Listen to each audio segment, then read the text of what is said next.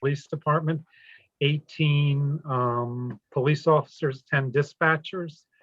And so let's talk about the community survey first.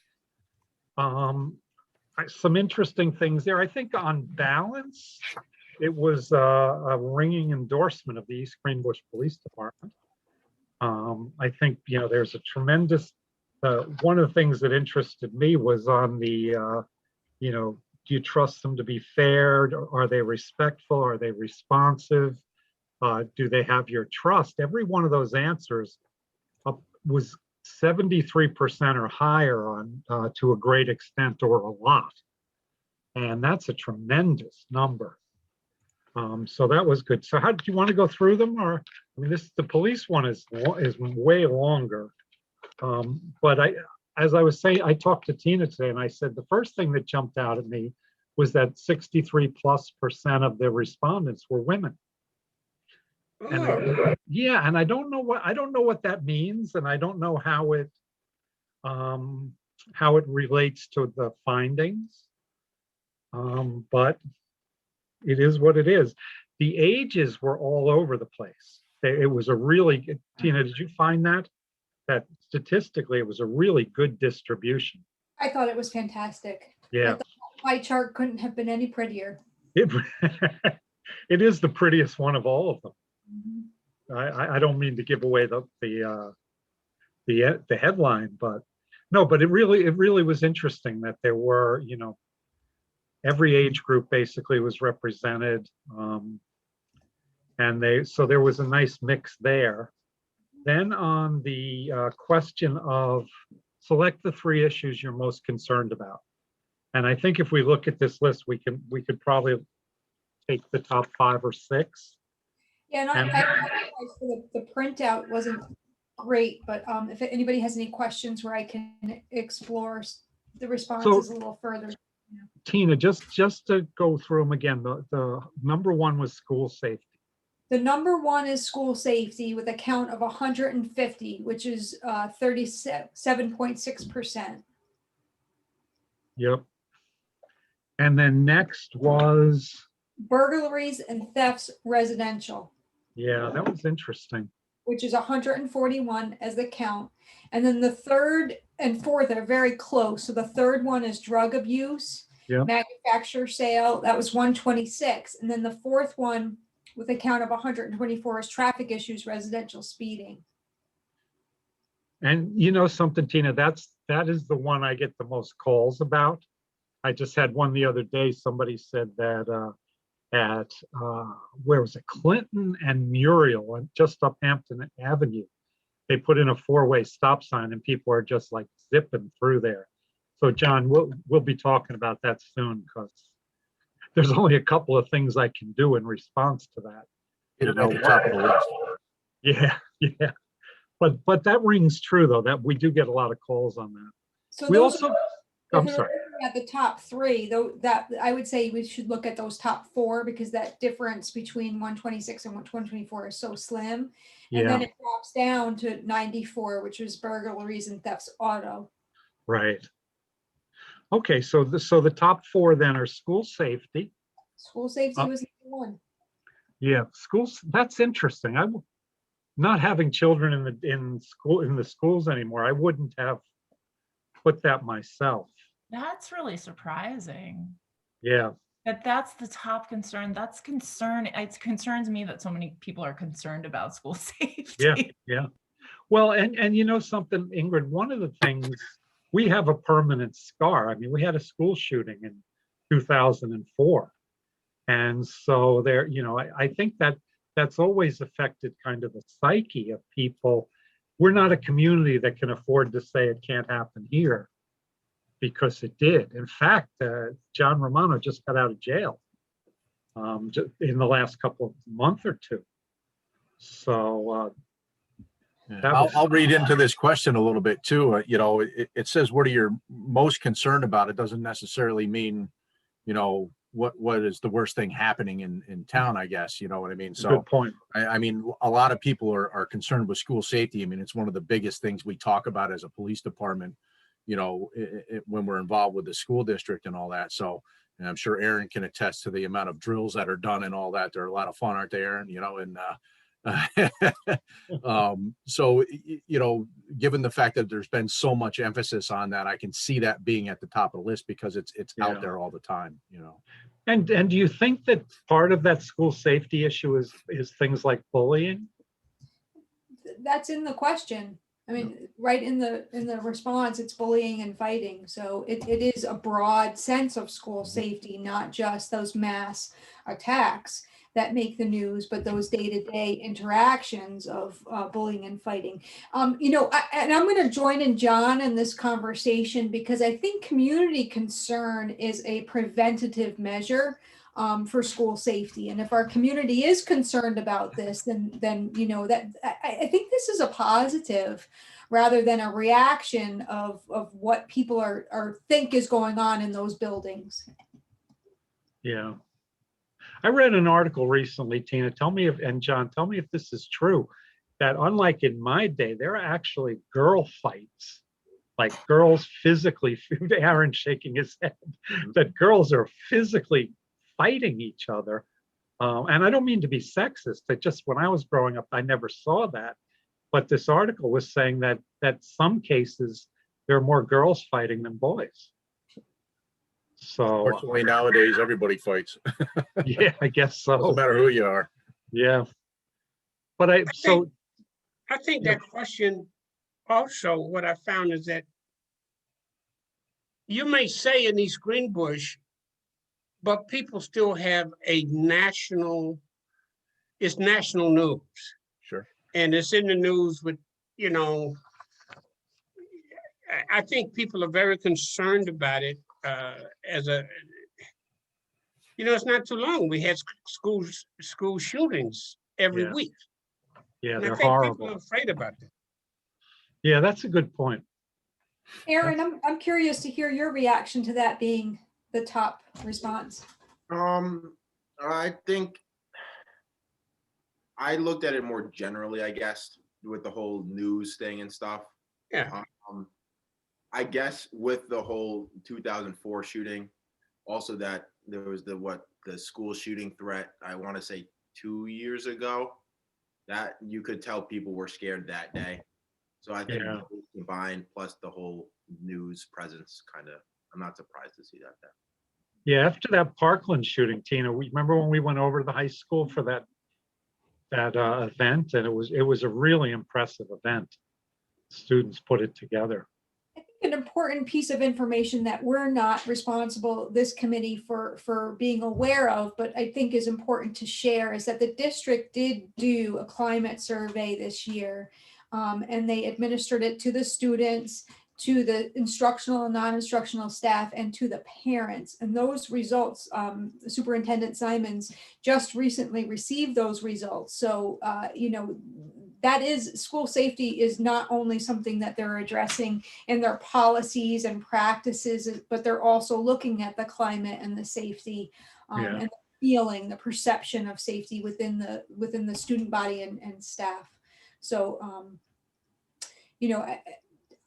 I'm just putting that out there so that we don't worry that we're missing something here, because the district, as a reassurance, the district is really, as we know, very in tune with current research and practices. And I think, John, it's fair to say the police department's very concerned with schools and what happens. Yeah, I mean, very active too. We take part in the safety committee meetings. I think they're monthly, if not quarterly. One or the other. I'm not 100% on that, but we have a direct role in how things are done. We do a ton of other educational type stuff for not only the students but the staff members and all that as well on their development days and all that. So we're very involved in the school, more so than we ever were. I mean, I was still here in 2004 when that shooting took place. I was part of the tactical team. I was at the school when it happened, shortly after it happened, and cleared the building with the rest of the teams. And we were involved then, but not to the extent that we are now. I mean, it was unheard of to have us in as much as we are now. And you know, building that relationship and having a good relationship with the school is huge to continue to do that. You know, The other thing that happened is after Elaine was appointed chief, we heard more excitement from the school district and from teachers that Elaine, who has twin girls in the district, but also is very well known to the teachers and the people who work in the school district. There was a tremendous outpouring of that we did a good job hiring her, appointing her as chief of police. he was also a former SRO, so she Yeah, was that's very right. well known throughout the school district. Yeah, that's a good point. So, okay, and then the burglaries are, I don't know. I mean, I get that. You see it on Facebook every once in a while. People are prowling around it. I always go on and say, could you call the police and not like put it on Facebook? Just call the police. But people talk about, somebody in driveways rifling through cars. And this was always my concern when my kids were growing up, was somebody breaking into the house. And I didn't care about the property. I just didn't want anybody to be home when it happened. But you can see that. Anybody have any thoughts on this? They were probably one of the ones I would have picked as a top concern as a police officer. Right. We deal with them a lot, and it's one of those crimes that are very personal to the victims, and it's a big violation, so to speak, and personally, and when it happens, it's very impactful. I think just generally speaking, people will confuse burglary with larcenies and things like that. Burglary has a very specific term. It's an unlawfully entering of somebody's residence or a business with the intent to commit a crime therein, is how it's listed out in the penal law, versus somebody maybe being at a party at your house and steals your wallet while they're there. That would not be considered a burglary. That would be considered a larceny. So there's differences, and I think maybe people might confuse them if they don't know the proper terms. So I look at it differently than maybe the everyday person might. But I that was one of the ones I would have picked. Yeah. Well, we lived in Providence and we got robbed. And you're right. The sense of violation. We lost a camera. No big deal, but the sense of violation was really, really profound. So, John, is the drug problems adding to this? Yeah, I mean, that's certainly a motivator for those theft type crimes and all that, and obviously one of the things that we discuss as this committee is possibly alternatives to those types of crimes that are motivated due to drug addiction or drug usage. So there's that aspect of it. But yeah, I think you find a lot of the burglaries, a lot of the car break-ins, which is not considered a burglary. Again, that's a different crime, but stealing a lot of the loose changes and the belongings that people leave behind that can be traded or pawned easily and turned into cash to go buy drugs is a big motivator. Yeah. Yeah. I also, I'm a Walmart and Target person. Those are my activities out of the house. And they're crimes of opportunity. You see doors open, packages in the back. Absolutely. So in the back of cars with doors open. And if people see the opportunity, they take the opportunity. I think, well, when we get to recommendations, we may want to address some of that. Mm-hmm. But burglaries and robberies, the victim sometimes put themselves in a bad situation. Yeah, got that. Okay. So, Tina, the top four were school safety, burglaries, is drugs. The third one is drug abuse.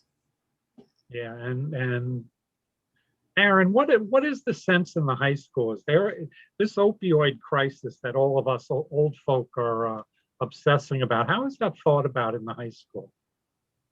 You mean like hard drugs? Or Yeah. I don't know if they're a big concern. As far as I know, it's not a big thing in the high school. So when you said hard drugs, you mean like, I mean, like heroin, coke, that type yeah, of thing. but I mean, what you're also implying that soft drugs, if I could call them that, are an Well, issue. yeah, yeah.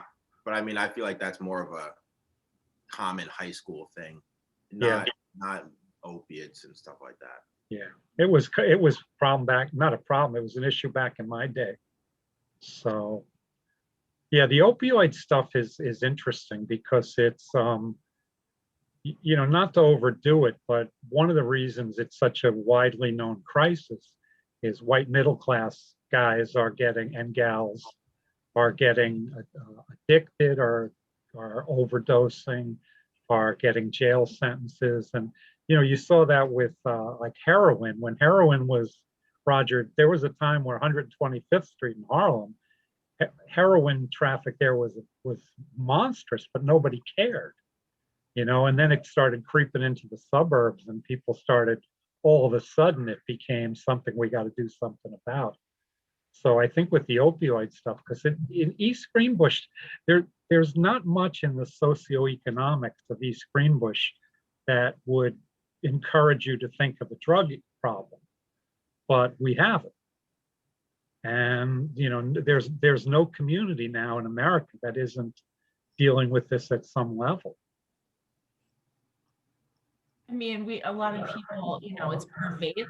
Sorry, it's just so pervasive, and it has so much to do with our overall culture of this desire to escape, right? This escapism, and so like this addiction thing is just so many layers to it. It's a big problem, right? Yeah, violence has the same kind of issue where it's so deeply embedded in the culture that it becomes a solution. It becomes something it's their go-to solution. And then the other one was the traffic issues. And as I said, we get phone calls all the time. But we have the trailer that goes out, that we put out at various locations, that reads the speed and also collects data on it. We had a situation on Robin Lane. This woman called me 4 different times and was just beside herself that everyone was speeding, and she wanted a stop sign right in front of her house. I sent Scott Gallery over, who's the master of highway superintendents. He said, there's no rationale for putting a stop sign here. It wouldn't help. It would disrupt the entire traffic flow of the neighborhood. So we put the trailer out there, and what we found is people weren't speeding. It just was her sense of cars were going fast past the front of her house. So some of these traffic issues are, I don't want to say bogus, but they're perceptual. Yeah. Sure they are. That seems to be a common, issue. I mean, just for over the years that I've fielded those complaints as well. You find that neighborhoods complain, and you go out there and start enforcing traffic or putting details out there, and you're finding guys are coming back with maybe 1 or 2 violators Right. out of the 50 or 60, and you're like, all right, it's the nice thing about the trailer is that it can document that average speed. You can set it to alert you. You can give it a cushion. I mean, most people, 5 mile an hour over the speed limit is sort of that cushion there and all that, so you can set it up for that. And it gives you the average speed, and the time when the speed is higher than the rest and all that. So you can take your enforcement details and put them down there at the proper times when it's happening. And a lot of times you find that it's just not happening to the scope that somebody's reporting. And, you also find that usually it's 1 or 2 people the same time, every day, because they live in the same neighborhood, and you're getting, they're complaining about that same 1 or 2 people every day. And it compounds to the point where they get frustrated and call, and, they're always speeding, they're constantly speeding. You find out it's not necessarily the case, but it's certainly a legitimate concern. It just, isn't to the scale that they're reporting it at. Yeah, the call I got just the other day about Clinton and Muriel, they said they'd called the police department, and there was a car put out there, and it was there for a couple of hours. They said, but it only stopped 1 car. And that's probably a good example of what you're talking about. To connect 2 of these, one of the other complaint we get are people who are passing school buses. who are in a rush and they're going past school buses. And we've explored that program where you can get, cameras for the school buses.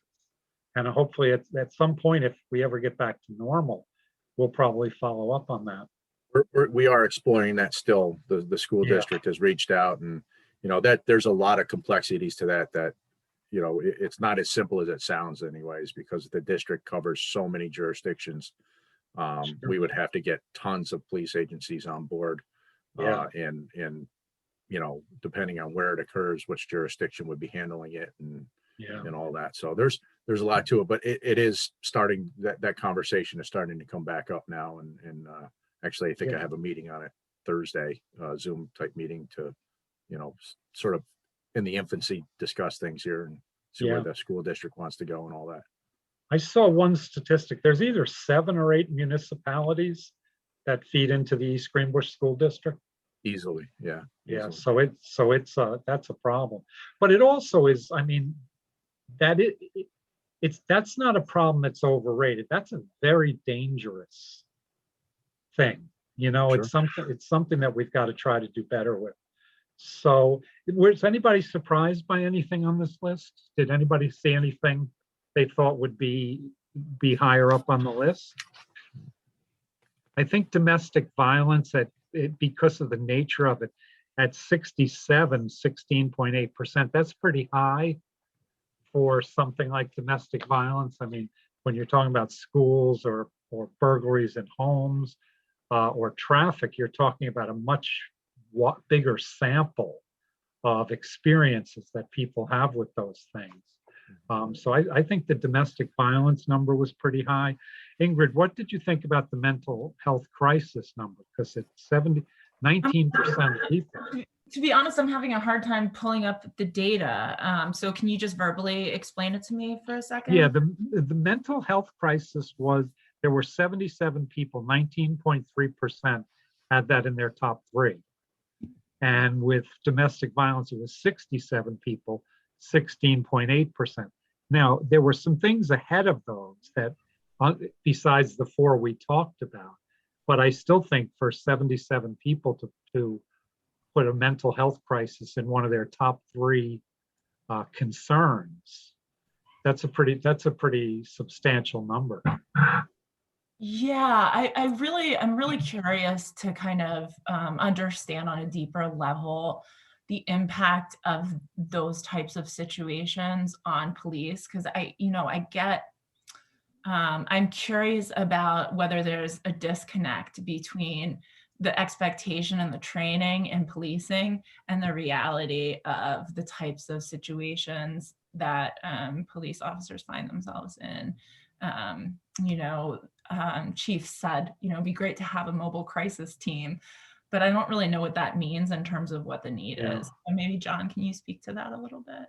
Yeah, a little bit. The problem is that a lot of these things take a great deal of amount of time.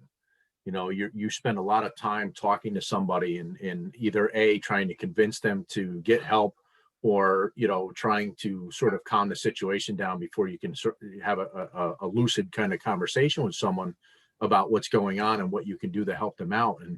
And you're taking officers that are spending 45 minutes, an hour and a half on a scene dealing with somebody who may necessarily not be a direct threat to somebody or themselves, but clearly needs some sort of assistance.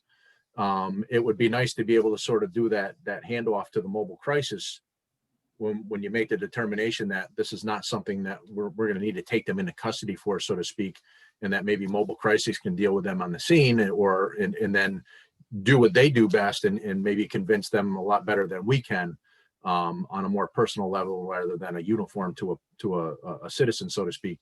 And I think that is sort of where that conversation was leading, is trying to be able to find or have a regular entity that we could rely on to do that, and not take up an officer for an hour and a half who may be one of the 3 officers on shift, and now our minimum staffing is below level because they're tied up with this and other calls are coming in. It's very difficult to balance between those, and to sort of make a decision. And sometimes, that plays into a factor of how things go, and either they escalate or go down because of the nature of how quickly something needs to be resolved because of what's happening around, outside of that one call, So I think that was where that was leading to. I think, people, it goes back to people, there being so much conflict and people not knowing how to resolve conflicts. And then they pick up the phone and call the police for, whatever that is. And that must be so frustrating for you. Yeah, I mean, we're definitely the catch-all for if somebody doesn't know, I don't know who to call, we'll call the police, they'll know. And we do make lots of referrals, when it comes to that. Our civil disputes and things like that, generally, we don't get involved in a civil matter, but we can certainly steer people the right way to help them with their problems. So, we tend to have those resources available and tend to have the knowledge base to say, all right, you don't want to talk to us, you want to talk to this person, and can direct them that way. So, and that's not necessarily a bad thing. I mean, it's great to be able to assist in that way versus having to do some of the things we do. But yes, we definitely do sort of get the catch-all of calls. If somebody doesn't know who to call, then we'll call the police and we'll ask them to what we should do, or see if they can work it out for us. Tina, I sent you just now a article on the Denver Police-Free Mental Health Response Team. And Chief, that was in the police roll call one. And Tina, maybe you could share that with the committee. I think it's more of a FYI thing, but I found it such a good read. And I wish we had the resources in Rensselaer County. Yeah, I'll send that. I'm sorry, go ahead, Ing. I was just going to say, like, part of the work that I've done in the past in communities is called crisis mapping crisis systems of care. And like, the problem is, mobile crisis team is a great idea. And it's really, really expensive and not realistic probably for our community, right? So then it's, okay, how can we get creative and use the resources available better, or get more people involved, or have better, collaboration to better address the issue, or I don't know, write grants or something like that to get better. You would be interested in this article about Denver. I love that. I worked, I love, and Denver, my parents live in Denver and my brother lives in Denver. I love Denver. One of the things that I noticed too, I have had the opportunities, it seems like we're sort of in line with what other municipalities are doing right now on what stage we are. So, a lot of drafts are being put out there and stuff. So you're able to kind of look at the other agencies and what kind of draft they're doing. And, I'm not saying this is what we have to do, and I don't even know if this falls under the purview of the order, but it was one I saw was to have the state provide more funding for these types of entities.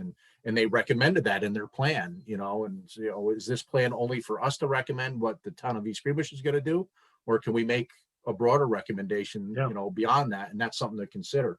I know that one of them was, we would love to see a 24/7, mobile crisis unit funded, available to the entire county. And how do you do that? Well, you're going to need funding, and like Ingrid said, it's not cheap. When we get to the police survey, there's a question connected to this that I think has a somewhat surprising answer. And so we'll get to that. Let's move on, because we got a lot to cover. The questions: do you feel safe outside? Do you feel safe from crime when you're outside? During the day, the two top categories were basically 90%. At night, the figures were lower. There was a much larger number of people who felt somewhat safe at night. And does anybody think that that reflects the experiences, or is it just that people assume that in the darkness you're less safe?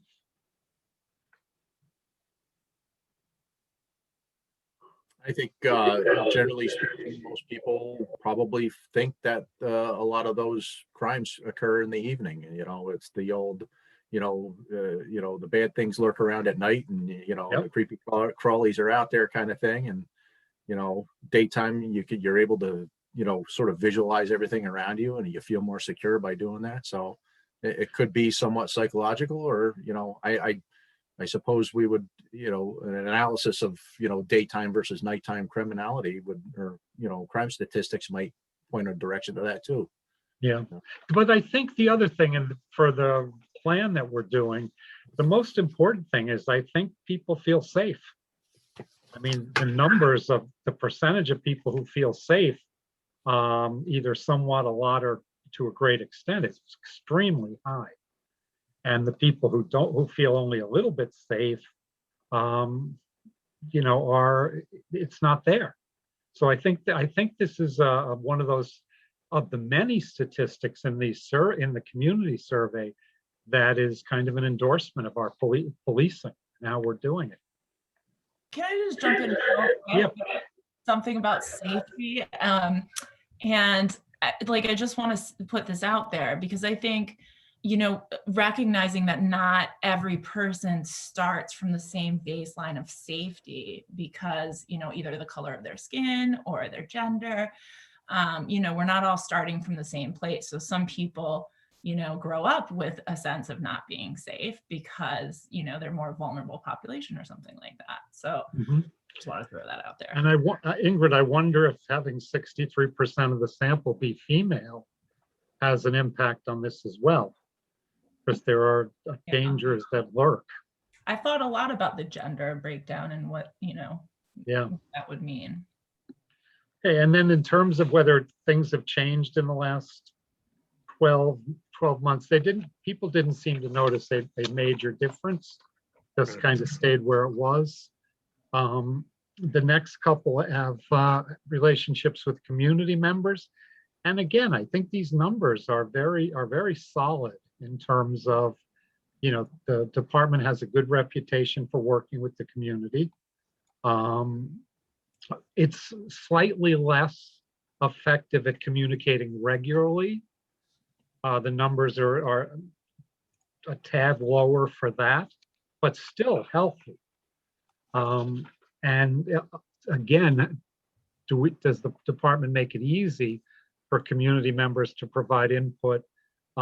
Is kind of a mixed bag. I mean, somewhat was the largest category of answers.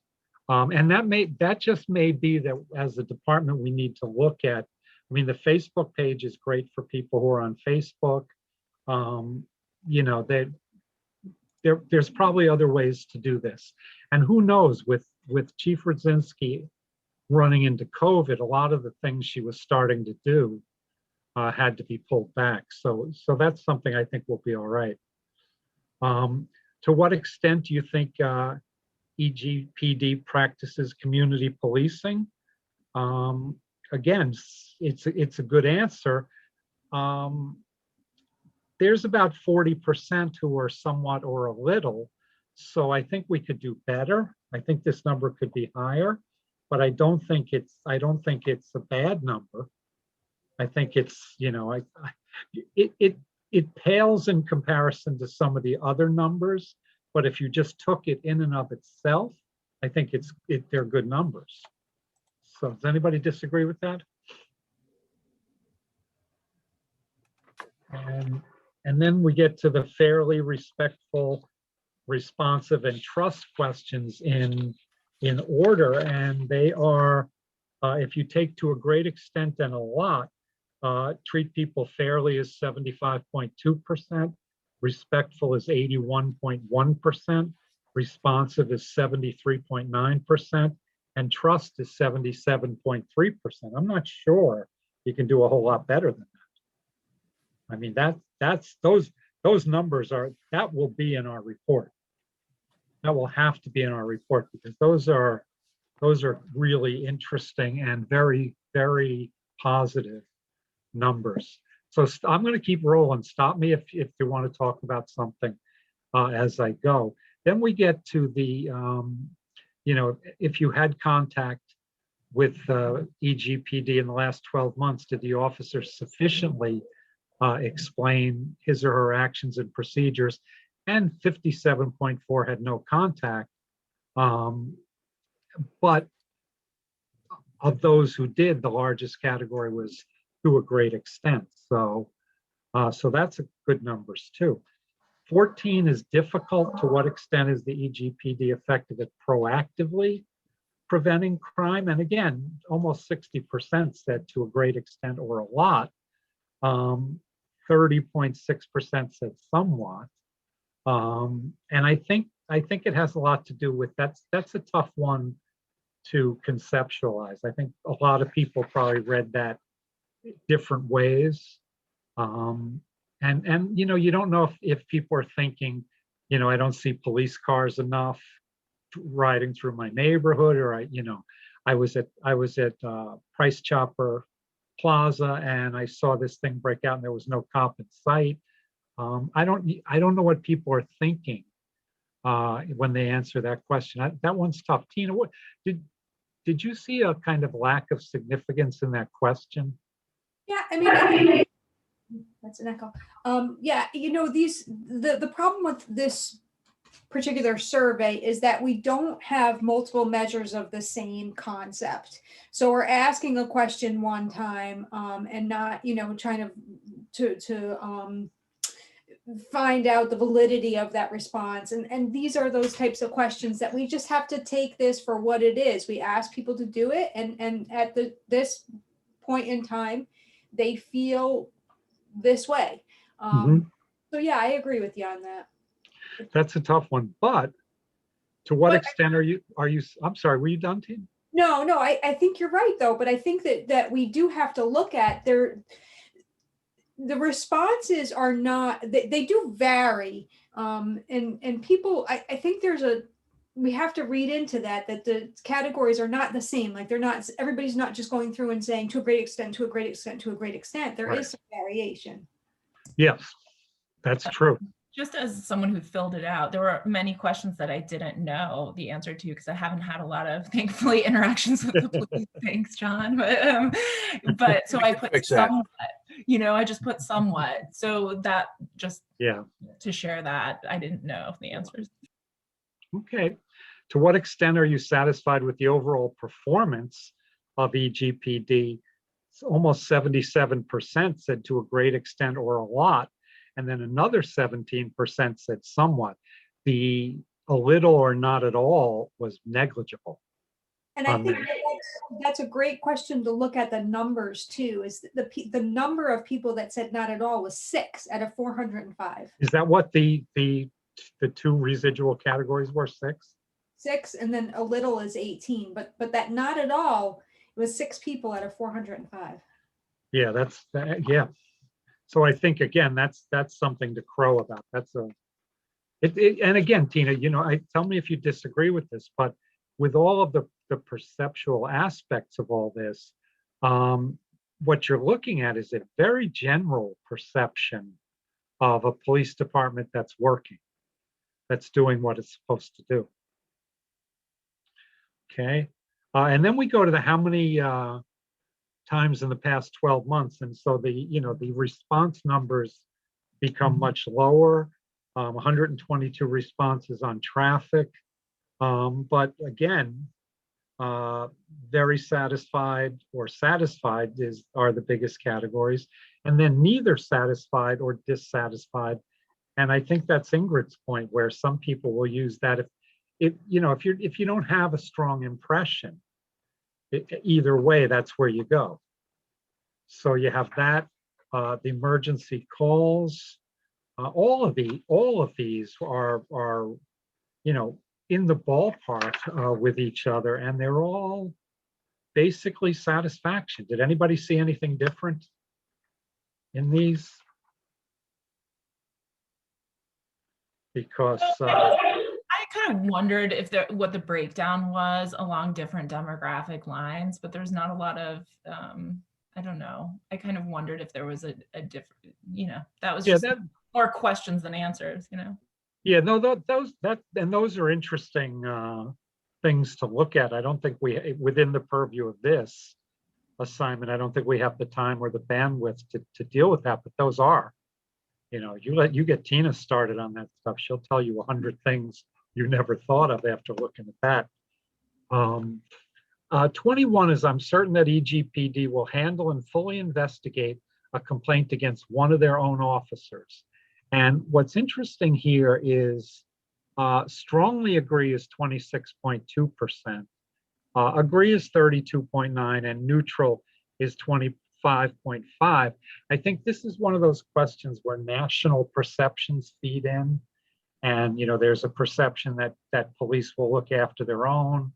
So these numbers are still good, but they're not, they're not in outer space good.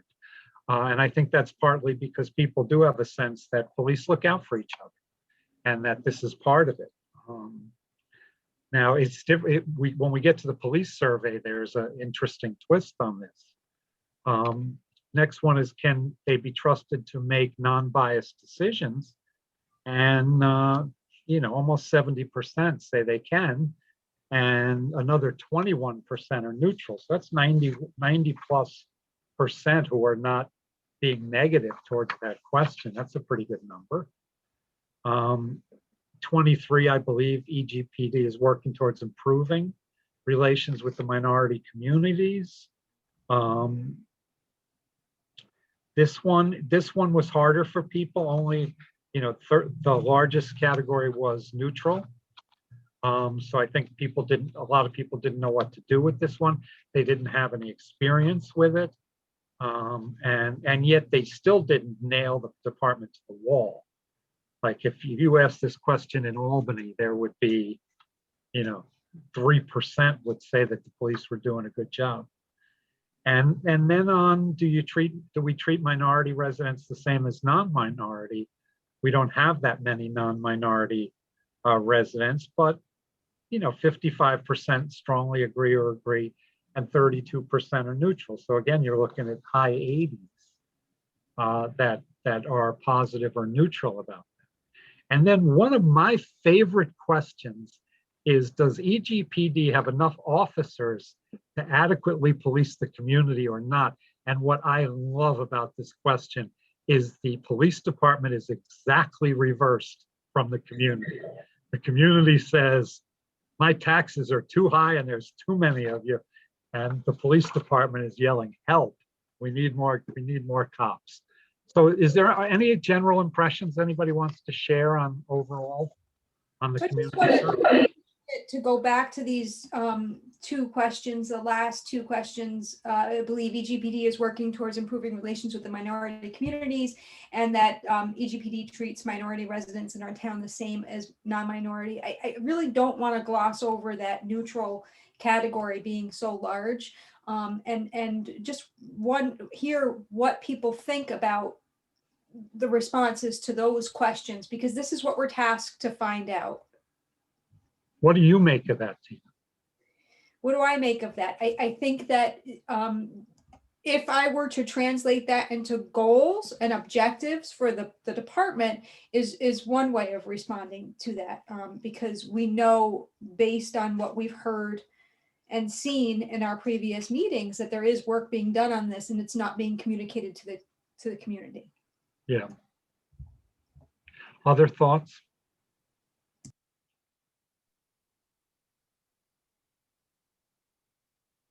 So why is there such a disconnect? Why do people think there's such a disconnect, like a flip between the police perceptions and the community perceptions about staffing? Well, that's a good question.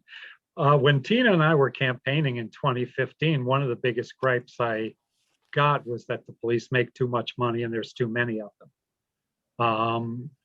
The police department itself, we have situations where we have two cops who are full-time on the payroll getting paid big dollars, who are on what's called 207C, and they're not working. There's another person on light duty. So the numbers of police on our roster are different from the number who can actually work the streets and who are patrolling. And there have been times these guys have a rough job. One officer, pulls a shoulder muscle in a melee at Walmart, and somebody else gets sick. And next thing you know, guys are working 16 hours, double shifts, and And so there are times during every year where these guys are overworked. And I'm sure that's part of, John, would you agree? That's part of what's feeding into that. Yeah, and then let's not forget also, we're dealing in a pandemic this time of year. We've had a lot of officers, a lot of dispatchers. Let's not forget we're getting, and from the other survey here, we're getting a combination of both answers to that. But we had a lot of people out. We had guys, that had to stay out until we could get a test and get results. We had people that actually came down with COVID. We had, a whole slew of different things go on. And sometimes there were multiple exposures. So multiple people had to be out and people had to pick up the slack. So there was a lot of overtime. There was a lot of people being mandatory, to work that 4 hours and have somebody come in 4 hours early. And it was happening regularly on every shift. And it was becoming overwhelming, on top of the fact that, maybe their spouses or significant others weren't working, or, either lost a job or, or struggling the same way we all did with kids being schooled at home. So there was a lot of all that stress going on. So, I'm sure part of that played into it this year. And I don't want to make it sound like that's, the argument every year. Cops always say there's not enough. It's not necessarily, a blanket argument. I know an agency now that had 14 people not too long ago. Now they're down to 6. They're struggling to find people to replace the ones that have left or retired. And that's got to be a huge burden on the members that are left working right now, to have your department cut in half in the middle of a pandemic. So you're not able to take vacation times. You're not able to do all those things because we're still under that emergency. And under that law, they can curtail that time off. So, I think probably officer wellness has a bit to do with things. Like you said, Jack, I think that that overwhelming, constant barrage of maybe negative dealings and all that play a role. And, people just want a break. And when they say they don't have enough, I think maybe what they're saying on top of it is that, we need some space in between all this and some separation for a little while. So, yeah, I do agree. I'll never tell you we have enough cops because, I just would never agree to that. But at the same time, I understand both sides of that argument, coming from where I came from and what I'm doing now. And there's got to be a balance struck somewhere. And it's a difficult position to be in when you're the one making that decision. Yeah. Good answer. By the way, you're not going to be in the contract negotiations next year. Well, if I am, I'm on your side. No, but we can't have the assistant chief saying we need more cops. We have to fight that battle. Okay, let's look at the police state survey. It's a very interesting survey. There seem to be maybe 2 disgruntled employees downstairs who pop up everywhere. The part of me is very curious to know who that is, but are you satisfied? 89% are satisfied or very satisfied. That's a pretty good job satisfaction number. The direction the administration is taking is lower, but it's still good numbers.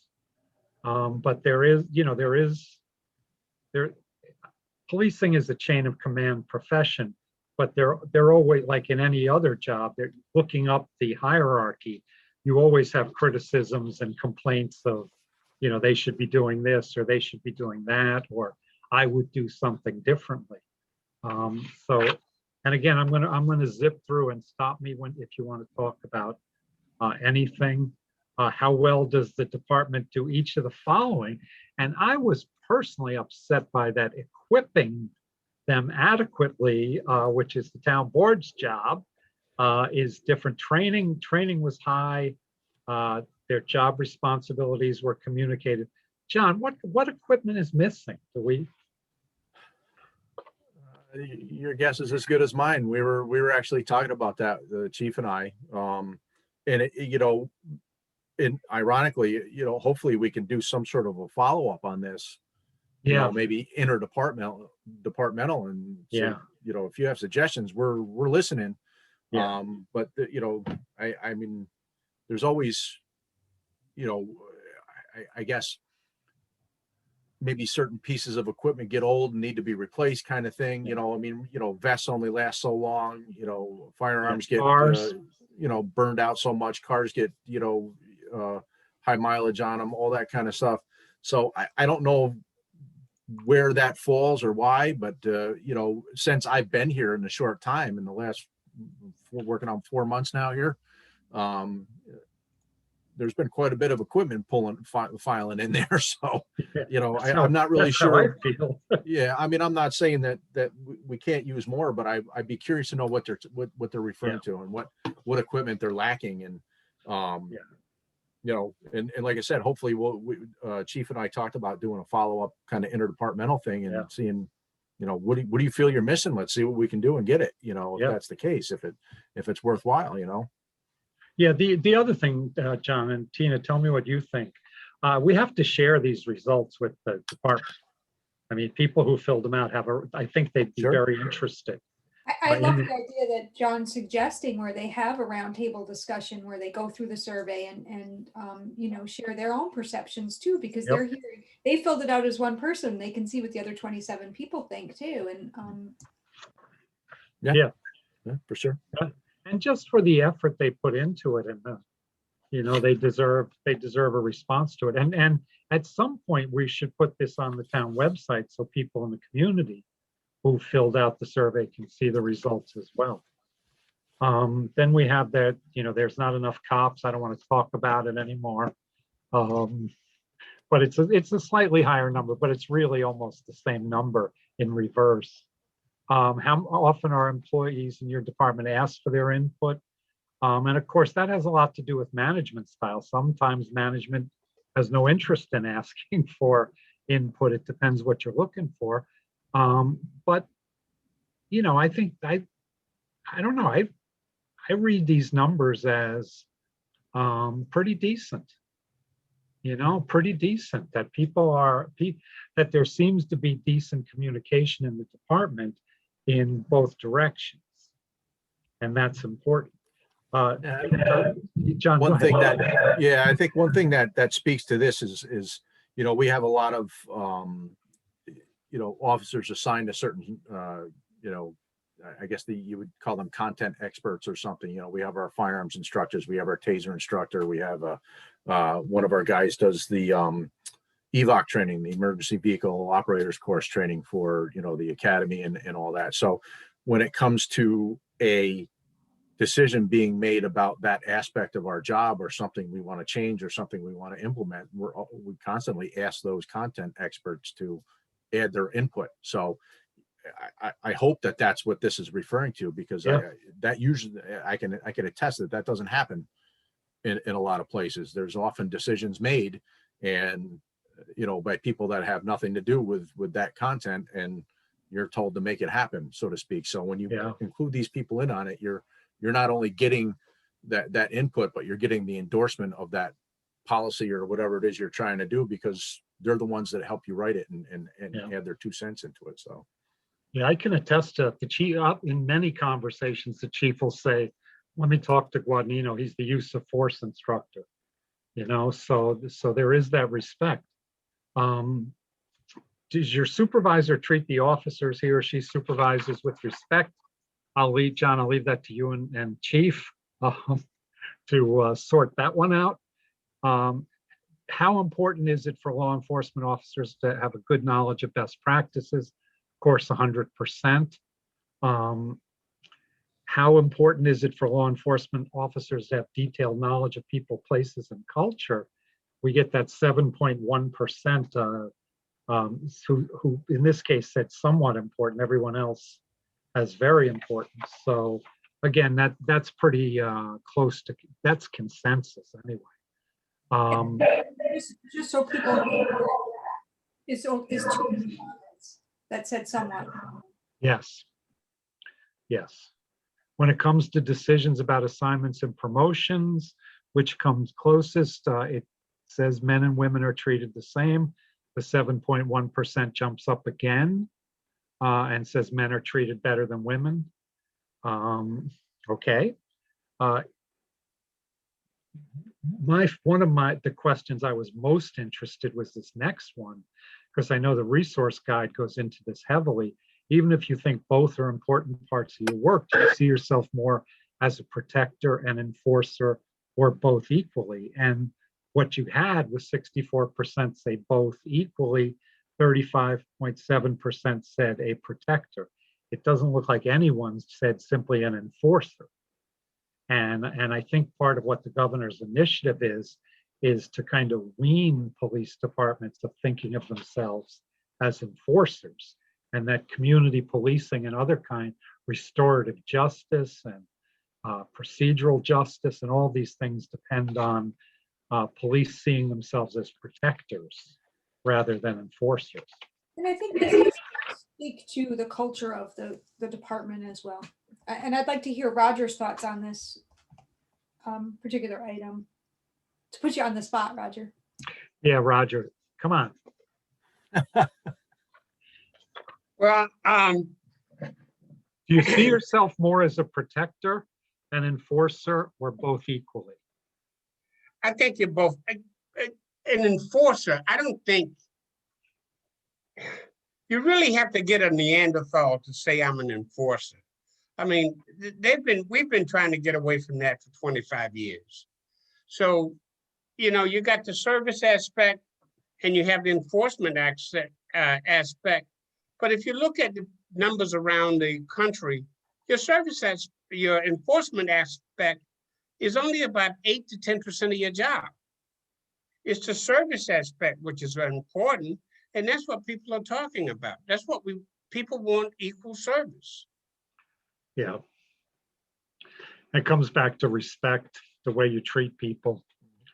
So, and I think in general, the profession has become more attuned to the different variables involved. And, you know, and we're seeing it in how these things are breaking down into bias-based policing and paying attention to hate crimes, paying attention to restorative justice and procedural justice, which is how people are treated when they deal with the police. So I think that's all in there. How well do you think the public understands the risks and challenges that law enforcement faces? These results basically say that police officers believe they're misunderstood, that they are, that if you don't do the job, it's really hard to know exactly what the pressures and anxieties and challenges are. I think this one was very easy to predict how it was going to come out. And then 14 through 18 are really interesting. Officers have reason to be distrustful of most citizens. 20 out of 27 who answered it disagreed. Most people respect the police. 23 out of 27 said they agreed with that people do respect the police. This one I knew for a fact. In general, the media portray the police unfairly. 23 agreed with that, 3 disagreed, 1 strongly disagreed. And I think in light of what's happened in the last year, if you go to any police department in the country, you're going to get a very similar result. 17 is some people can only be brought to reason the hard physical way. And this was interesting because 11 people agreed and 15 people disagreed. And I don't want to say this comes back to enforcer versus protector, because that's not exactly what it's asking.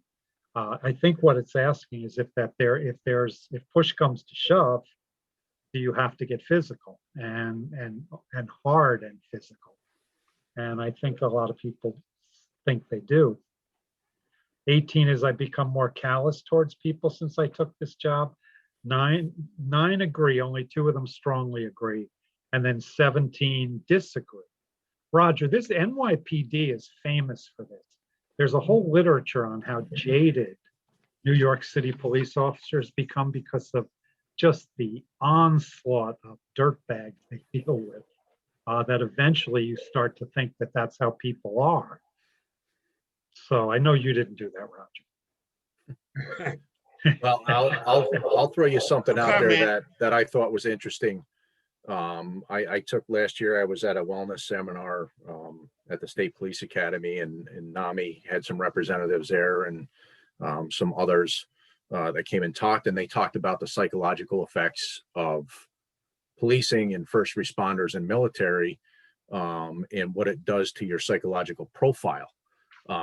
Basically meaning that, the way it was explained was that research started several years ago because they had officers that had 7, 8, 9 years on the job that would go to another police agency. And they would lateral transfer or something like that to another police agency, when they would go and take a psych exam to get hired as part of the hiring process, and they were failing, and at a pretty high rate. And they couldn't understand why. And now you have an officer who failed a psychological exam and was being sent back to the agency they came from because they didn't get the job. And now you had an agency going, wait a minute, if he failed the psych exam, we're not going to put this person out on the street.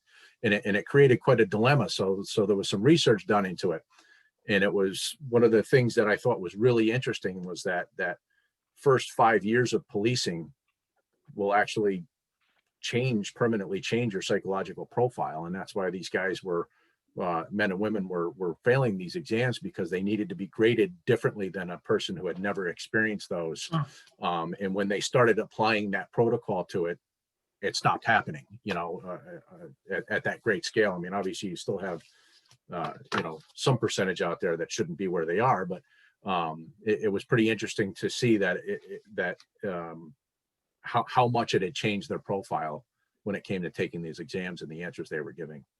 That's That interesting. altruism that people come into the job with, the research says between 7 and 15 years, it really takes a hit.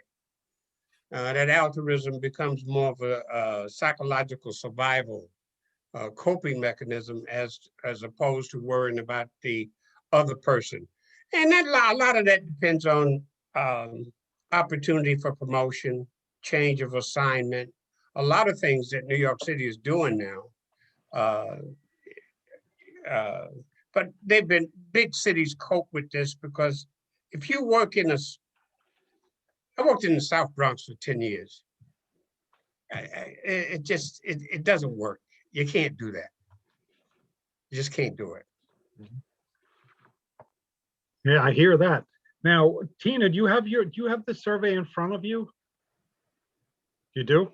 Because for some reason I'm missing 19 through 22. Can you go through those? That was not intentional, just so you know. No, Tina, I probably lost them along I just the way. wanted to, can I just follow up on something Roger said real quick? It's just speaking to that trauma, and because people talk about PTSD a lot of times, but a concept that could be useful too is moral injury. I've been thinking a lot about that with policing as a moral injury. It overlaps a lot with PTSD, but it has to do with being in a situation, combat policing, where you're forced to do things that kind of go against your spiritual, ethical, moral code, and the pain that causes, that psychic pain. I just think it's a useful concept, and it's been useful for me in thinking about it. So there's been a lot of research into that in the last 2 decades or so also, coming out as far as the trauma of, combat, so to speak, or taking a life in the line of duty and what that does to you, not just physiologically, but psychologically and all that. It's something that's near and dear to me that I've done a lot of research on. And it is truly revealing that and very difficult to explain to someone to the point that they could fully understand what you're trying to get across. So but that has come more and more in what it does to not just, perceptions from the officer, like what they perceived at the time and what they saw, or what they thought they saw, and, slowed time versus time speeding up, and auditory exclusion and disassociation and all that kind of stuff really plays a big role in a lot of recall of the event. Tina, can you rip through 19 through Yeah, Oh, here, look at this. You showing off now? I know. Look at that. You see it okay? Let me see if I can make it a little bigger. Oh, All right, so the question is, how often, if at all, does your work as a law enforcement officer make you feel? So the first one is frustrated. So you've got a 1 for nearly always, and you've got a 6 for often. But then sometimes you've got a 14, and hardly ever is a 5. Okay. fulfilled is a nice, are nice numbers. Fulfilled, you've got 1, 11, 12, and 2. Angry, you've got, so angry, there's a 0 for nearly always. 4 Good. for often, 13 for sometimes, hardly ever is a 9. And proud, nearly always is 6. That's good. So again, I mean, I just think we have to take a minute to look and see that we're not getting people just going across, and because these numbers do vary. And then this one, proud, often is 13, sometimes is a 5, and hardly ever is a 2. Is those two, whoever they are. But I think that, if you're to look at the positives, let's look at number 20 and number 22. So fulfilled and proud are positive emotions we're trying to measure. So always is a 1 and always is a 6. Fulfilled often 11, often 13, sometimes 12, sometimes 5, 2, 2. So, and then your negative ones, the ones that we don't want to see, are the frustrated and the angry. You're nearly always are a 1 and a 0, and then a 6 and a 4 and a 14 and a 13 and a 5 and a 9. Okay.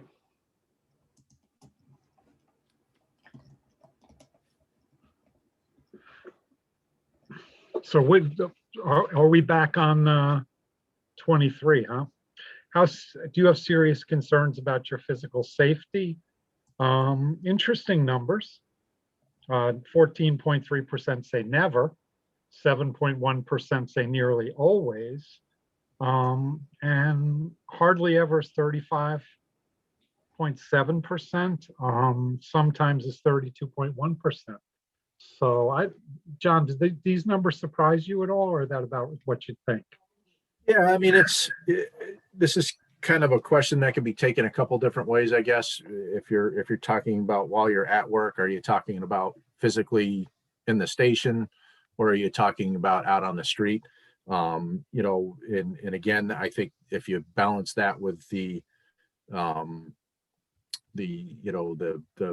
enforcer versus protector kind of thing, where that we looked at earlier, I think you'll find that most cops accept the fact that this job is dangerous, and it's a different breed, I guess. It doesn't affect them as it would maybe somebody else.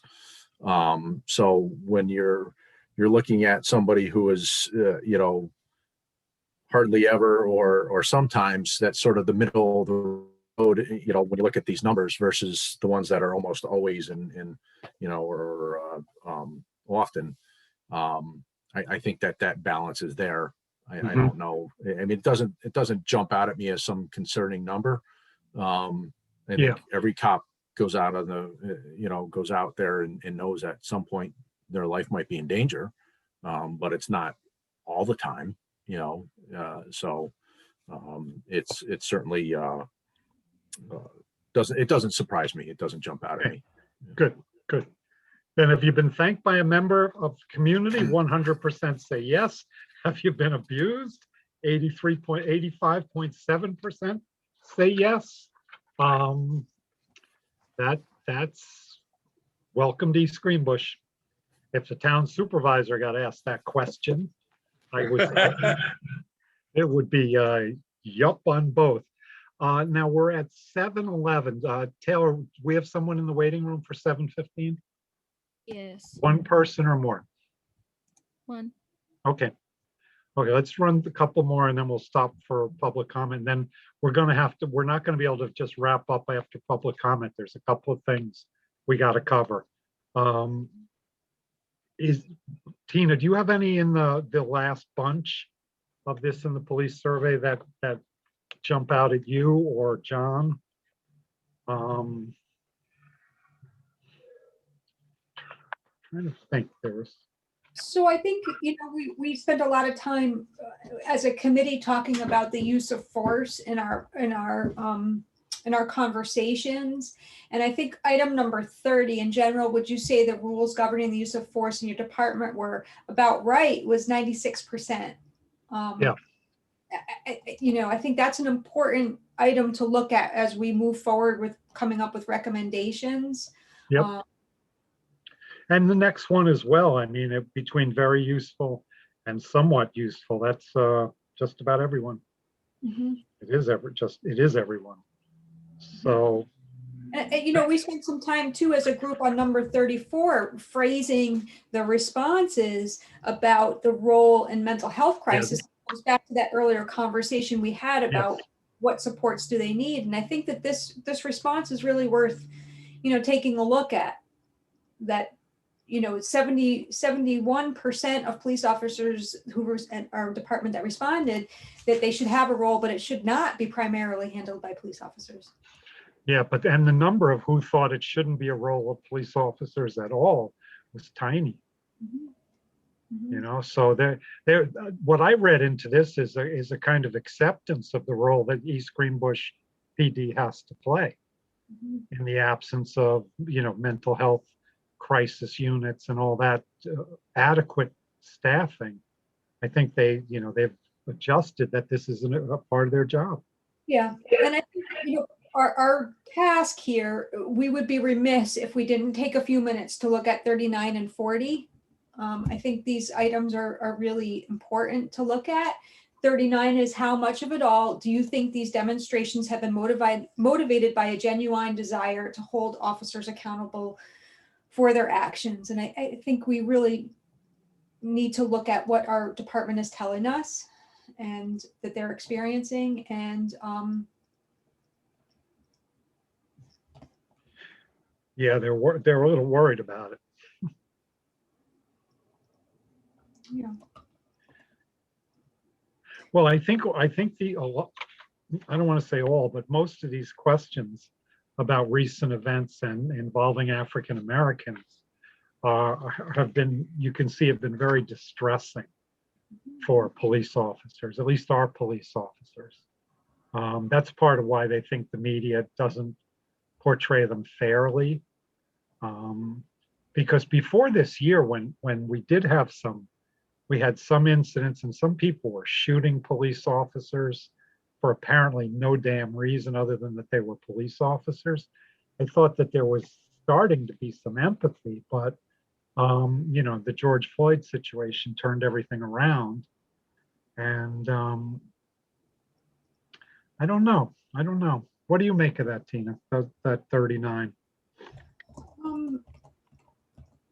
I appreciate the honesty that our department used when talking about this. I really do. I appreciate that honesty. And I think that this is an area that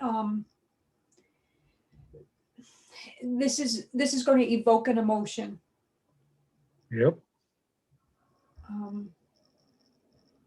But when we put it in context of the way that other questions are answered too,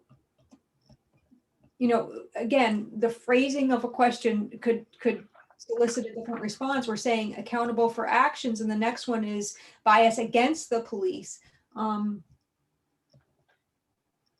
Yeah. There's a great deal of people that work for our department that feel that there's a great deal of bias against the police, and we have to acknowledge that what we've been talking about here often is officer wellness and support. And, we're not just looking at the interactions that the police put out there, but also the interactions that they receive back and the support that they receive back. Okay. It reflects like a little bit along the lines of what you were saying, this like not being seen, not being understood, you know, the reality that the reality of policing, just people in the population not understanding what that's about. There's such a big disconnect. Mhm. So is it, yeah, I don't know. Yeah. Okay. You know, and we Oh. certainly, it's hard to draw a conclusion again, but I think it's important, first of all, that there was this honesty and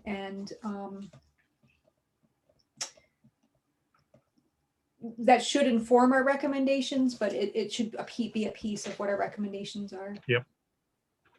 Agreed. I- And we, I- As Yeah, go much as ahead, I John. disagree with some of the responses, I think it's important that we know that this is still how a lot of people feel. that's right. And, That's and exactly right. I'll say, you know, it's tough to get an accurate census from a single answer of something here. Yeah. You know, I think any cop can see themselves put into a situation where they might be stuck on the news for, you know, 4 weeks. Is it because they were ill-intentioned, or is it because they made a very human error in judgment? And are they going to be, you know, is it going to be portrayed as a human error in somebody who's fallible, or is it going to be portrayed that they were a terrible person and be held to a standard that nobody else gets held to in the mind of a police officer? And there's that connection to the misunderstanding. Nobody knows, you know, there's a very large consensus in police that nobody could possibly know what we're dealing with unless they actually do the job. Yeah. There's some truth to that. I mean, we say it all the time, and there is truth to that. We talked about how, you know, unless you experience certain things, explaining it to them over and over isn't going to get that point across. So I think it's easy for an officer to see themselves getting caught up in the fray, and I think they're very cautious to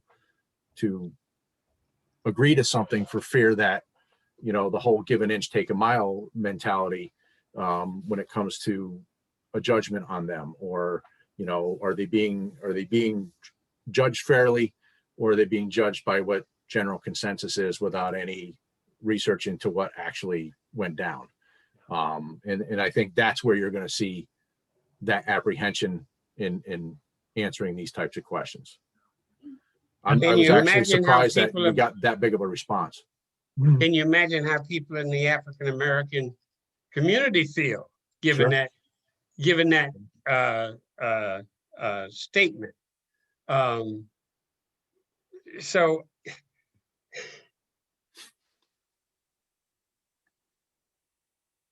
let's just go on. Okay. No, but I also think the politicizing of the news has fed into this, so that it's, you know, one set of news stations will jump on a Breonna Taylor or one of these, and another will jump the other way. And I don't think that helps. I think that, you know, if you're watching a video 25 times a day that looks like a police officer unprovoked shooting somebody, that colors your perceptions. But as I know from getting complaints about police officers, there's always so much more to the story than you're seeing. And, you know, and so I'll leave it at that. Tina, you have more on these? Yeah, no, I think that the point is well taken, that we're asking these questions that are going to evoke emotions in the police Yeah. department and the people reading the results. There's And no doubt.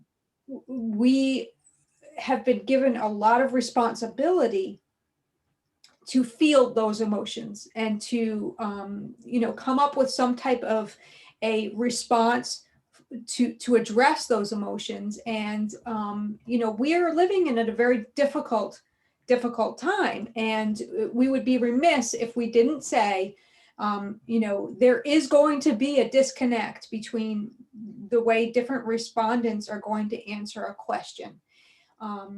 That is America today. That is East Greenbush, and we can't deny it, that there are different perceptions, and we're not going to be able to heal all of those, but we have to have these uncomfortable conversations. Yes, absolutely. So what for now, Taylor, David is the only one in from public. So do you have to unmute him? Wait, we have somebody else. Yes. So before we go to public comment, I think we should continue the survey work and finish that before we go to public comment, if you don't mind, because I think we've got a couple of really important items that we haven't looked at. Okay, fire away. I think, part of our charge here is to look at the responses in 48 and 49.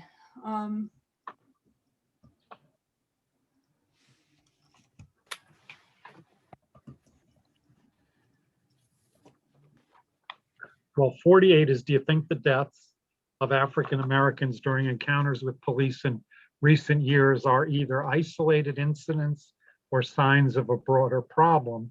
81.5% said isolated incidents, 18.5% said signs of a broader problem.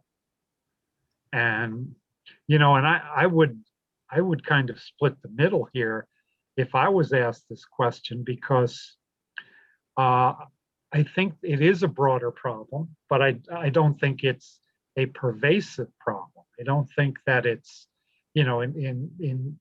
it's not something that's, partly we have very few African Americans in our town. We have more that encounter our police either passing through or at Walmart. I do think that there has been a problem in certain parts of the country. And it's not confined to one part of the country, but it's also not something that's happening everywhere. But so I would say it's signs of a broader problem, but it's not proof of a broader problem. I think it's a sign that these are issues that need to be discussed. And whether, like our department, you think we're handling it correctly, which I do, it has to be discussed, because to some extent, it is a broader problem.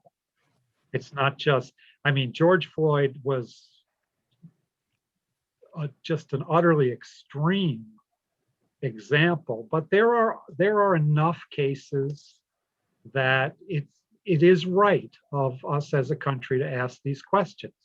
But I think it's also fair that you have to open up the space for people to answer these questions in a positive and responsible way, which is that we've looked at this, we pay very close attention to it with our police department, and that broader problem has not infected us yet. That would be my ramble on that.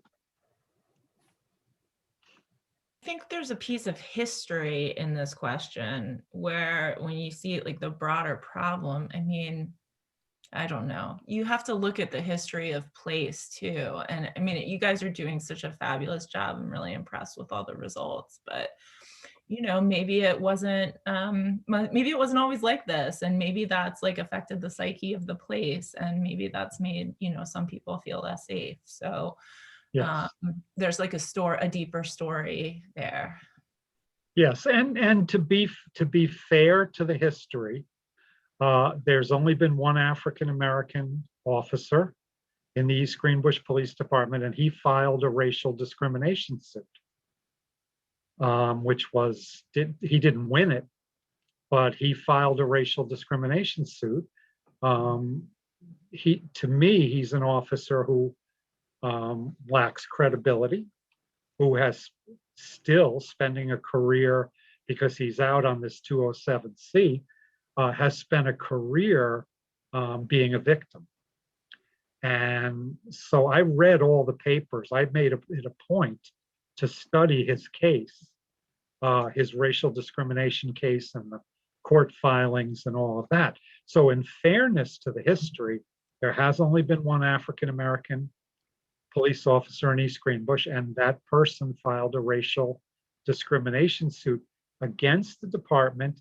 But in the court filings, there were also, he expressed concerns, and I remember this, that there were people who wrote the N-word on road signs and traffic signs, and the DPW commissioner took about 6 months to get rid of them.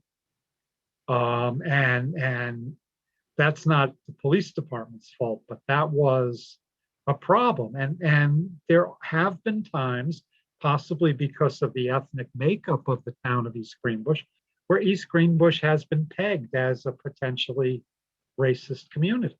Now, you can't, I don't know that there are anywhere racist communities other than South Africa in the 80s.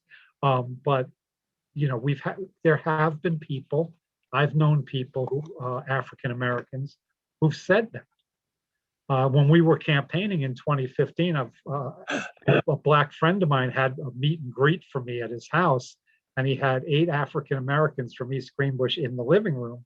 And when I was done, they stood up and they said, "Well, you got the African American vote," as if they were the whole town.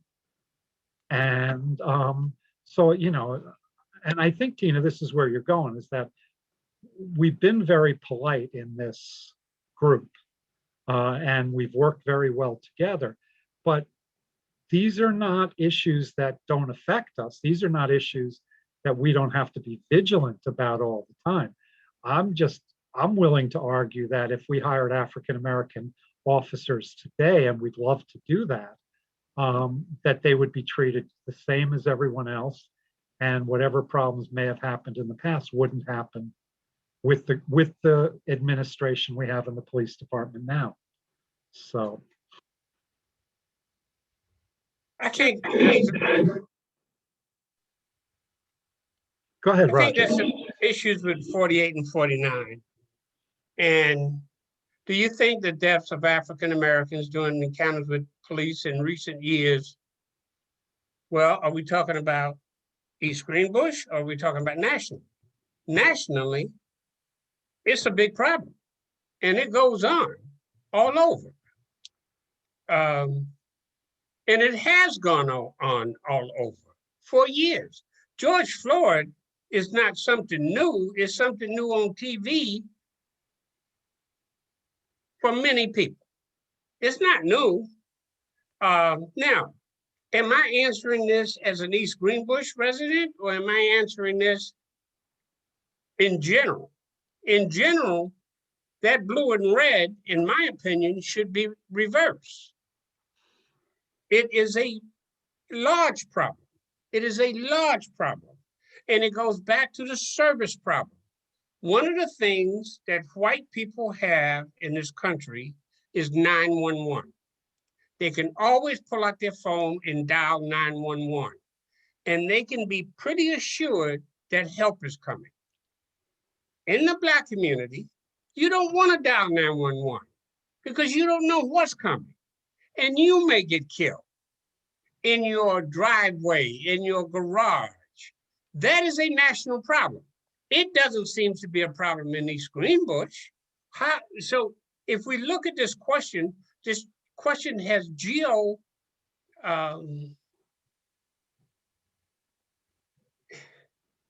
you know, if you're asking an officer about East Greenbush, okay, how are they taking this? But the fact, I think one of the things that upsets, that concerns me, is that they need that, and we've talked about this in town hall. There needs to be a change in the police culture. The police culture is a culture in this country that does not value Black male lives. And we all know this. The police has to know this. we don't have blinders on. It's a problem in our country. They talked about having fear. I was in Utica the other day, and I got pulled over by a trooper. I was scared as hell. I had my hands at 10 and 2. I'm a 75-year-old ex-cop, retired military. But what am I getting here? The pullover was very aggressive too. Turned out to be a great encounter. But when you realize that Americans are living every day, and let's be honest with this, the Black community has an array of problems. But that cell phone in 911 is not a luxury that we have. I'm lucky because I live in East Greenbush and I have it. But just go across that river, people dial 911 and they don't know what they're getting. A lot of times what they're getting is shot. Yeah. You know, Roger, one of the ways that I looked at this question is because when it says during encounters with police in recent years, they're talking about the national issue. But I think when an East Greenbush police officer goes to answer this question, he or she looks inside of themselves and thinks, that's not a problem I have. That's not something that I'm participating in. And so, you know, the answer that defends their own integrity best is that they're isolated incidents. I agree. But I don't disagree with some of what you say. I agree, but I think if you're going to do a after action report on this survey with them, that 48 and 49 needs to be highlighted. Yes, yes. Yeah, we're gonna have to contextualize them, but they're gonna have to be in the report at some level. Okay. That's right on, Roger. Thank you for sharing that. And thanks for sharing your experiences too. Yeah. Because nobody can accuse Roger of being anti-police. and if somebody is, it's not going to be me. I think, you know, we have to acknowledge also that this is the reason why the training question is asked about bias and fairness. Yeah. This is why these trainings occur, is because we're trying to provide a forum to gain empathy into that experience that Roger just shared, and those emotions that he just shared in a very safe environment here with people who know him and love him. And these are the difficult conversations that have to happen, and the trainings that have to happen, and that empathy that has to be gained. So yeah, I echo the thank you for sharing. And Aaron, not to put you on the spot, but what were you thinking when Roger was talking? I think I'm lucky enough to be protected in such an area and live in such a good community that I don't know if I've experienced such things. It's tough. So I was pulled over by a police officer the other day, and I guess I was scared a bit.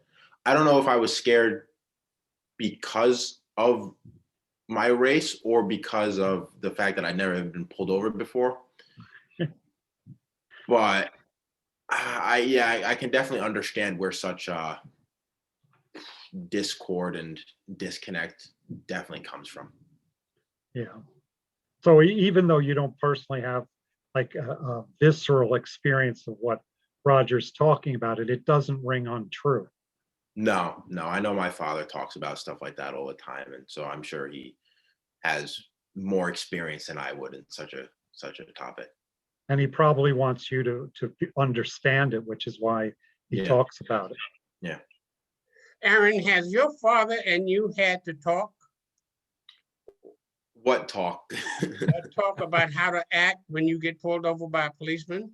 I think so. I usually I pick up on things, so I knew what to do. You know, you sit there, your hands are there. You sort of say sir and ma'am and all that. But yeah, I'd say so. I might not remember it directly though. But calling that the talk is very interesting. Yeah, yeah. You But know? I just want to jump in here too, because Aaron, thanks for sharing that you got pulled over. So your friend who I happen to live with, who's your age, got his first opportunity being pulled over as well. And his emotion was not fear at all. It was his first time being pulled over, his first time driving after 9, turning 18. His emotion was anger. So Yeah. I think that's, I don't know what's to be said for that, but thank you for sharing that. Yeah.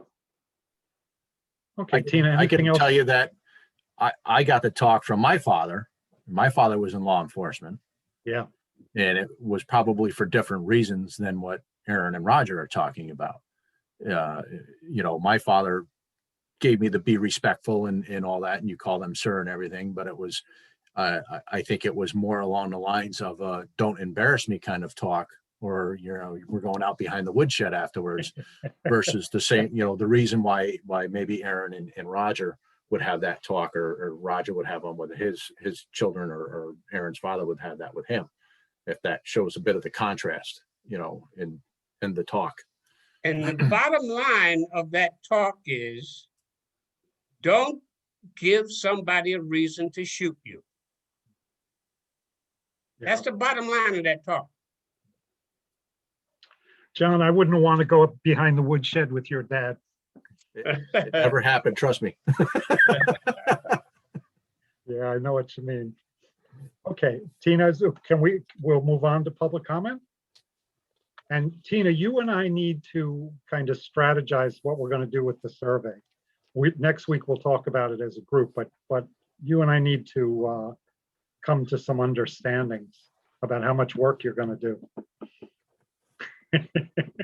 But it sounds like that's going to be a negotiation. So we'll get to it. We'll figure it out. Okay, let's do public comment. David's here. There's someone else as well, Taylor. There's a phone number here. So David, why don't you go first? Good evening, everybody. I'm not sure if you're well aware of this or not, but the YouTube version of this, it was not being recorded online. There's nothing that was available on YouTube. Yeah, we're having technical difficulties tonight, but we are recording. So if you didn't get to see it or hear it, you will be able to later or tomorrow. I know that Councilor Tierney likes data, and I was doing a little poke around for a number of different things, but one in particular that stood out was some statistics that is available on the New York State Open Data database. Are you aware of that database at all? Which the DCJS?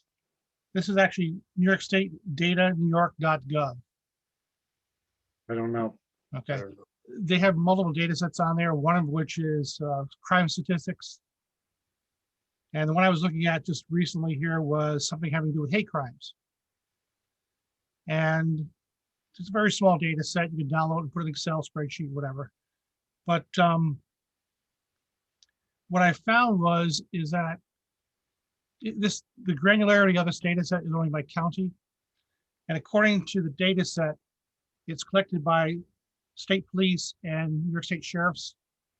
So I'm not sure of the reporting hierarchy between local PD for hate crimes. There's a local PD just reported to the state police and the sheriff's department. I don't know how that's recorded. But if you look at the data set for Rensselaer County for 10 years back, starting, let's see, where was it here?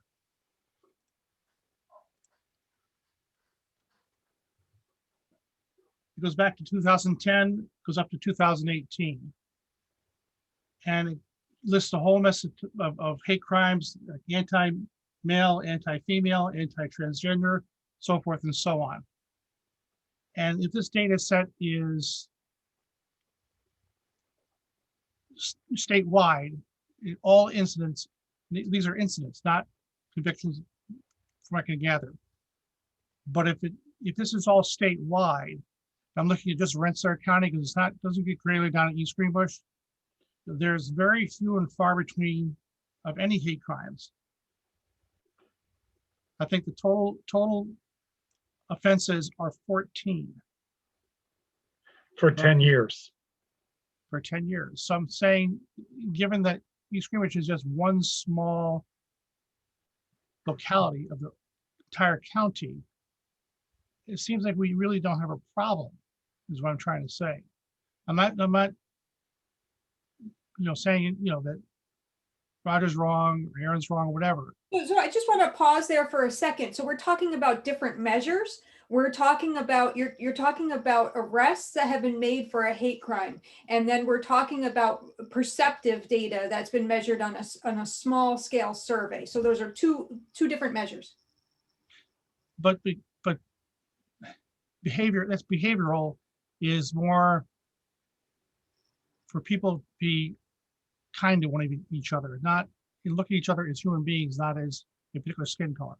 That's where I'm coming from. But you're talking about an arrest that was made. If it's data that is collected, that would be that there's an arrest that is made. That's not a measure of, is this happening in our Correct. society? This data set, correct. Okay.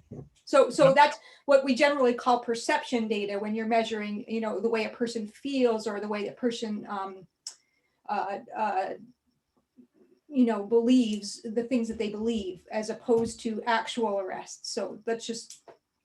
So And David, I I had the East Green, I raised this issue with the East Greenbush Police Department. I asked for the documentation and list of hate crimes, and there were none in their files.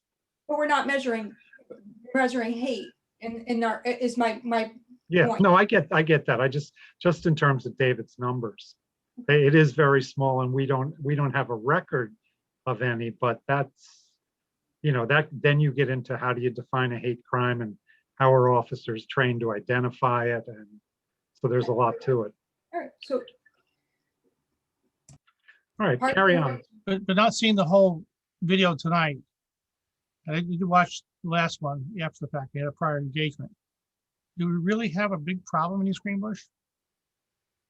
Well, I think the question is not do we have a problem, but how can we improve our relations within East Greenbush? Because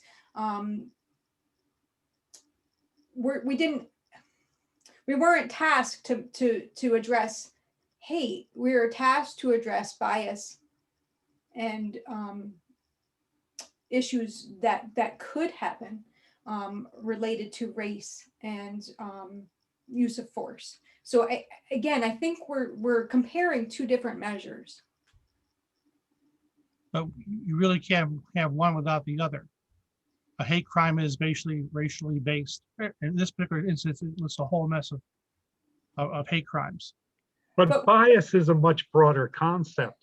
Police officers could pull over African American drivers more often than white drivers, and that could indicate a bias, but it's not a hate crime, and it won't come into any kind of statistic like that. But David, I have a PhD in anthropology. We study the equality of all peoples, all races, all religions, every possible angle. I have every degree you can have on the study of bias, and I have had moments, and I'll be very honest about this. I was down in the parking garage at the Empire State Plaza, and I was the only one in the parking garage, and then the elevator opened up, and this African-American gentleman stepped out, and I tightened up. And he was wearing a jacket and tie, and I was so ashamed of myself. But if you could go through the training I went through, and bias is there, and it's always going to be there. The question is, how do you understand it? How do you manage it? And how do you apply it? Because I would have told you that wouldn't happen to me, but it did. Just being honest. So bias is there. Hate and bias are different things. Well, I guess my concern is that if this is all focused on our police department, that they aren't necessarily the only people that are biased in the town of East Greenbush. True that. So my concern is that however this report comes out, that it may shed an unfair light on our police department. Because I can guarantee you 99% of the members of our police force are policemen because they want to serve and protect the town of East Greenbush. True. They have to defend the Constitution of the United States, so forth and so on. They're public servants, they're public officers, so forth and so on. So I can guarantee you 99.5% of those officers are not going to do anything to not only jeopardize their standing in the community or their effect on that of their families if something goes wrong. Hmm. They have to do a very tough job. Yeah, they do. Yeah, David, I agree with you. But I will tell you this, I think this process we've used has been fair. And if you've ever had to argue with Elaine Rudzinski and John Reichert, you will know that the East Greenbush Police are not going to let us be biased, if you will, against them. This is going to be a fair process. And this report is not going to be an indictment of the East Greenbush Police Department. The community survey showed tremendous support for the department. Tina and I have been on the town board for more than 5 years and have never done anything but support these people to the maximum effect possible. So I wouldn't worry about that. There will be some recommendations. We can improve this, we can improve that. But the chief and the assistant chief have made some of those recommendations themselves. So we're not out to get them, but we promised. Let me start that over. When this process began, the one thing we talked about is this is going to be a fair review, but it's going to be an honest review. You know, so we're not looking for warts, but if there are warts, they'll be reported. Recommendations will be vetted through this whole group. And I'm pretty sure this will be a very fair report. My concern is that however that report is written, it goes up to an upper level echelon in New York State, and they may misinterpret the report. So you have to be as clear as possible and give them all the facts and all the background, whatever. Yeah, no doubt. So that's my biggest concern. Right, fair enough. Okay. Taylor, do we know who the other person is? Would you like to say something? 518-477, is it 6737? If you want to unmute yourself and have something to say, now's the time. No, I'm just sitting in and listening in. It's Tony Slaycat. Thank you. Okay, thank you. Thanks for listening in. All right, now this is where now we're coming to the crux of the matter. And we don't have a couple of key people with us tonight, so I'm going to introduce these topics, and then the other thing I'm going to do is tomorrow morning I'm going to write a long email to this group laying out some of the issues I'm about to mention now, because we're going to have to do some work on email before our next meeting next Tuesday. But next Tuesday, what we want to do is have our first discussion on what the recommendations will be. And the chief and the assistant chief submitted a document, which is a profile of the East Greenbush Police Department, which has some of their recommendations in it. And so with this long email tomorrow, I will send everybody that. I'm in the process of editing it, but the edit is just that there's more in there that needs to be there. So so far, excuse me, I haven't changed anything. I'm just kind of cutting it down to readability and flow. But we'll send that out. But what we need to do is this group needs to come ready to discuss recommendations next Tuesday, because the other issue we have is timetable, and time is getting very, very tight. I know in general, the town board doesn't like to hold a public hearing and then adopt whatever the public hearing is about the same night. But our March 17th meeting, if we're not going to do that, on the 17th, we'll have to have the public hearing, and on the 24th, the town board will have to have a special meeting to approve and adopt the plan. It's February 9th. and February is a short month. So we've only got a few weeks left. So what I would like you to do, if at all possible, is at least for next Tuesday, bring a draft of recommendations. You'll see what John and Elaine came up with. We're going to ask the chief and assistant chief to skip next week's meeting. We have their recommendations, and then when let's call us the civilians, when we come up with a list of recommendations, then we're going to bring the chief and assistant chief back in. We'll give them an advanced copy of those recommendations, and then we'll bounce them off them, because some of them will probably, from the point of view of policing, be naive, and we'll get straightened out on those. But the goal is to arrive at consensus. I would like to have a set of recommendations that we all agree on, and that's police and civilians. But we got to get moving. So with the rubber meets the road now. We've had these conversations. You've probably taken some notes on what you might think are the right recommendations. Think about them to the extent you can before next Tuesday. And next Tuesday at 6 p.m. we're gonna hit them, and we're going to talk through them and come up. And we're also going to talk philosophy. I mean, you know, Tina and I've been talking about this project for months now, and I'm still not sure we have the same philosophy of what recommendations would look like. I don't, you know, is that a fair statement? I don't think we've really talked that through. I think you're being kind. I think we see things very differently. I'm always kind, you know that. Yes. Yeah, that's why we work well together, because I tell half the truth and then she tells the other half. You're much gentler than I am with my statements. Yeah, don't give yourself a hard time. I don't think that's true. But having said that, we're going to have, I think, in the context of talking about specific recommendations, and the fact that you'll see the police department recommendations gives us a chance to frame a discussion that's both, how do we want to play this? And within how do we want to play this, what are the specific recommendations we want to make? Because then, once we have that, then we're really going to know what to do with the survey data. We're going to know what to do with the police department data, because it all has to hang together at the end of the day.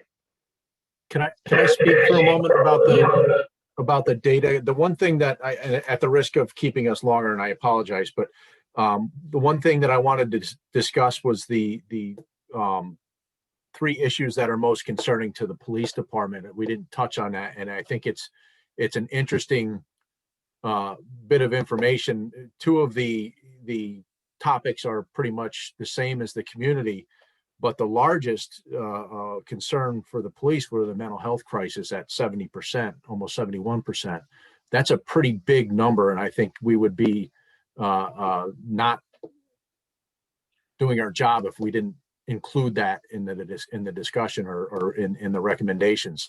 And you know, the domestic violence was almost double what the community put out there. I think the community had it around 30, or actually it was only 19%. It's 66, almost 67% in the police department. If that gives you an idea of where their head is at when it comes to what's concerning to them, you know, mental health and domestic violence, and maybe both playing a part in each other, is because that's so high. Those are huge. Yeah, to get they are huge like that. You know, the other ones are the burglaries and the drug abuse, which are, you know, 54 and 30% basically split up. So those are some pretty big numbers, and I think that somewhere along there that needs to be included as well, particularly in the mental health. 70%. No, that's a great point. And if I hadn't taken so much time early on the questions, we probably would have and should have taken the two sets of issues and two sets of responses to what are the most concerning issues and compare them. So I think everybody should take it upon themselves to do exactly that, because that is insight, and it's important that that's what the police see. So in terms of the timetable, I emailed everyone a draft that Tina did a while ago. I think you should look at that.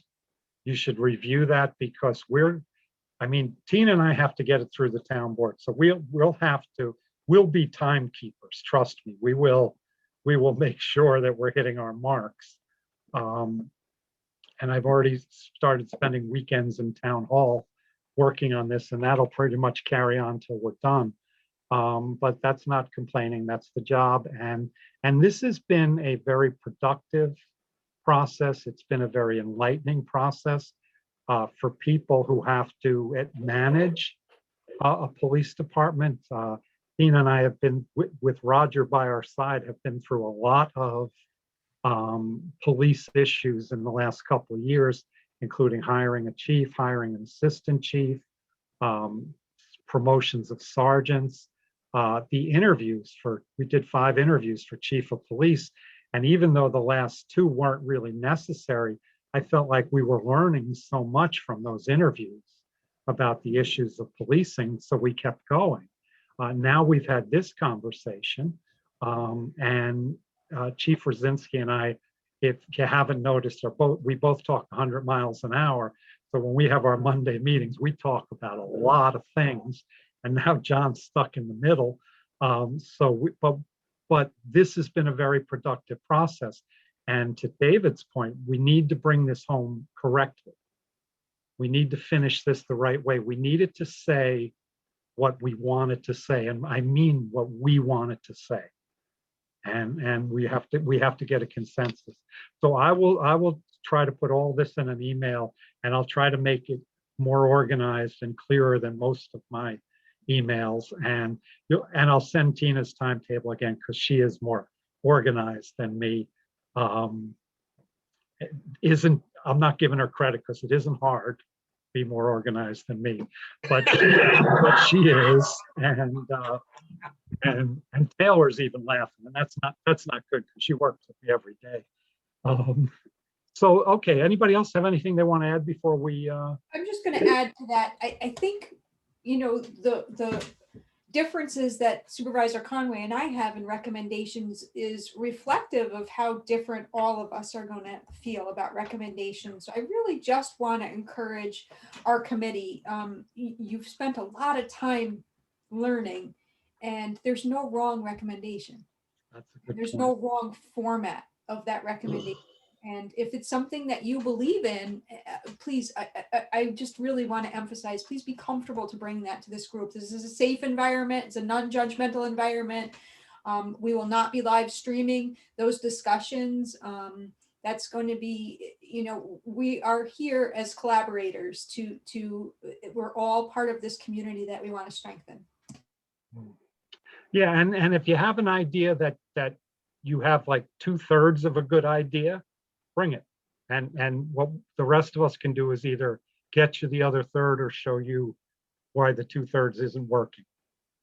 So bring your best. Everybody get a good night's sleep next Monday, except John. He's got Tuesday night off, so no complaining, John. I know. I don't appreciate it. Yeah, but I do want to thank everybody. This has been a really interesting process, and it hasn't been easy. And we've put a lot of time pressures on you and asked a lot of you. So thank you all very much. And that'll do it. Anybody else?